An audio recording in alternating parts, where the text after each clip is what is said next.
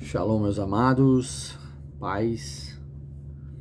Nós vamos falar agora um pouquinho sobre a teologia da adoração. Quero ressaltar, antes de nós entrar nesse assunto, que o que nós estamos falando e estudando, e que eu estou passando aqui nessas pequenas aulas para vocês estudarem, trazendo a eficácia da teologia prática. A gente cria uma ideia sobre a teologia, que é o estudo, o conhecimento de Deus através das escrituras, né? A gente vai criando um conhecimento, a gente vai estudando algumas matérias, né? E isso vai nos trazendo um breve conhecimento de Deus, né? Por isso que a palavra teologia é exatamente isso. Teo é Deus, e logia é estudo, né? Então, é estudo de Deus, o conhecimento de Deus. Então, isso que a gente está falando aqui são teologias práticas, né? Que é uma das coisas que a gente precisa entender, é trazer a prática da teologia diárias nas nossas vidas, a disciplina, que vão nos levar a uma vida de profundidade no Senhor. Uma vida de profundidade no Evangelho, e também a gente vai crescer no Senhor e também moldar o nosso caráter como o caráter de Cristo, certo? Então, essas aulas são o quê? São teologias práticas, são coisas, são áreas da nossa vida que precisam ser treinadas pelo Senhor, levar uma disciplina, uma vida de busca, uma vida de profundidade, uma vida de conhecimento de Deus e também de experimentar o Senhor na nossa vida diária, ok? E agora a gente vai falar um pouquinho sobre a teologia da adoração, né? O conhecimento e também a prática da adoração, né? A adoração como prática essencial da igreja. João, capítulo 4, versículo 1 até o 26, vai falar sobre a adoração como prática essencial da igreja. O que é adoração, né? A gente tem que primeiro aprender a diferenciar o louvor da adoração. O que é o louvor? O louvor é aquilo que cantamos, uma música, né? Um hino, né? Os hinos da harpa, hinos que pessoas cantam, hinos especiais, corinhos. Isso tudo é louvor, é louvor a Deus. A palavra diz que Deus habita em meio aos louvores do seu povo. O salmista Davi escreve isso. Mas a adoração, o que é adoração, né? Adoração é tudo que fazemos como se fosse para Deus. Então, adoração é algo que a gente pratica diariamente. Lavando uma louça, a gente está adorando a Deus. Limpando a igreja, estamos adorando a Deus. Organizando a igreja, estamos adorando a Deus.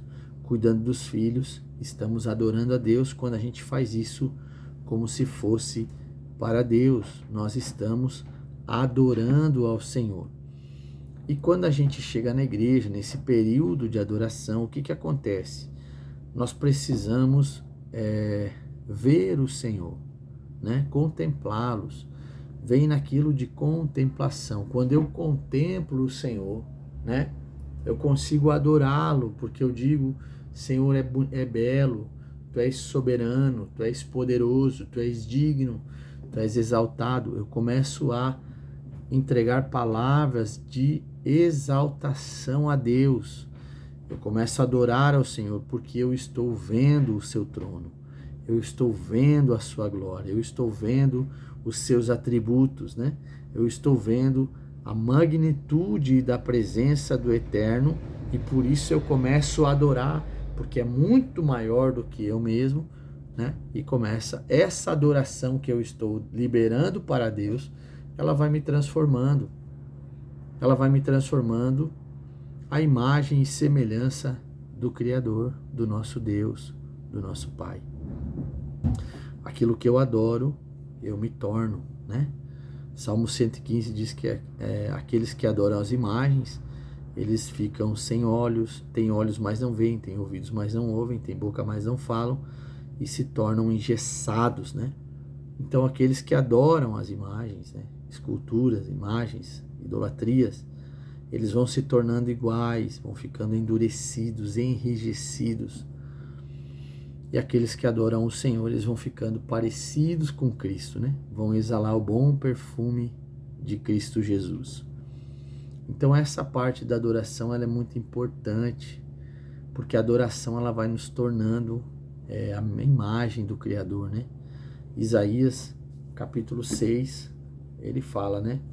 Que na morte do rei Uzias, né? Ele abre os olhos, né? E o céu se abre, ele vê o trono de Deus. E quando ele vê o trono, né? Ele começa a se enxergar que ele era imundo, né? Ai de mim, que sou homem impuro e vivo no meio de um povo de impuros lábios. Então ele tem um reflexo da glória que reflete o seu interior, reflete a sua vida como ele estava. Então a adoração ela vai trabalhar dentro de nós, vai nos limpar, nos modelar, nos transformar e nos levar a um nível de maturidade, de entendimento e de crescimento, ok? Então nós precisamos tornar tudo na nossa vida adoração a Deus. Tudo que façamos, façamos como se fosse para Deus, ok? A igreja existe não para oferecer entretenimento, encorajar vulnerabilidade, melhorar a autoestima ou facilitar amizades, mas para adorar a Deus. Philip Yancey. Ou seja, qual é a motivação que a igreja existe? Qual é a função da igreja na terra? Adorar a Deus. A igreja não é um clube social. A igreja não foi feita para entretenimento, para clube de relacionamento. Claro que relacionamento é importante para o crescimento da família de Cristo.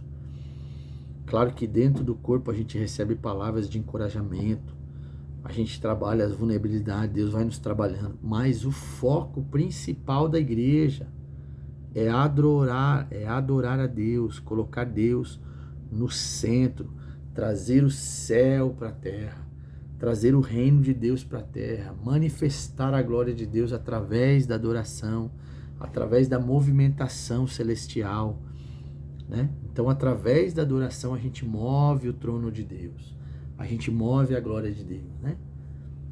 A gente vai vivendo debaixo da nuvem da glória do Eterno, ok? Então, esse é o foco para que, qual é a essência da igreja? Adorar a Deus, adorar ao Criador, exaltar o Senhor, né? Foi isso que Deus falou para Adão lá no jardim, né? Qual era o motivo, qual era o princípio, né, de Adão ficar dentro do jardim? Era cultivar e guardar, né? Princípio de adoração e intercessão, ou seja, adorar a Deus e interceder. Adorar a Deus e interceder, né? Cultivar e guardar, né? Adorar e interceder. Esse é o princípio, né? É o princípio da adoração arpitas, intercessão e adoração, encher as taças com orações e súplicas diante de Deus, ok? Então esse é o princípio, principal motivo da igreja, né? É adorar a Deus. A verdadeira adoração parte de um conhecimento verdadeiro do objeto da adoração, ou seja, a verdadeira adoração, né? João fala que Deus, que Jesus, né? Que o Senhor está, que o Pai está buscando verdadeiros adoradores, né? Se ele está falando de verdadeiros adoradores, é porque existem os falsos adoradores, existe uma falsa adoração, né? Que é baseada no eu, no ego, na vontade do homem, no desejo carnal. E essa é uma adoração falsa, que entroniza o homem, o eu, o orgulho, né? A vaidade. Mas a adoração verdadeira, ela entroniza Cristo, né? Então esse é o ponto. A verdadeira adoração, ela parte de um conhecimento, a contemplação, aquilo que o Paulo fala, né? Que nós devemos contemplar o Senhor.